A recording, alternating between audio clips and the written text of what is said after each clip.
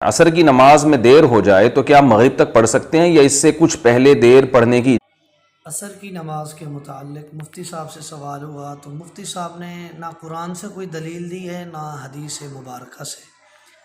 اللہ رب کائنات قرآن مقدس میں فرماتے ہیں حافظوا علی الصلاۃ والصلاۃ الوسطیٰ وقوموا للہ قانتین، اپنی نمازوں کی حفاظت کریں اور خصوصاً درمیانی نماز۔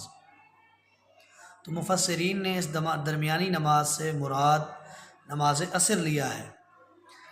نبی علیہ الصلوۃ والسلام کا بھی فرمان ہے کہ عصر کی نماز کی حفاظت کریں بقیہ نمازوں سے، جیسے بقیہ نمازوں کی احتیاط کے ساتھ وقت پر ادائیگی کرتے ہیں، عصر کی نماز کی بھی ادائیگی کریں۔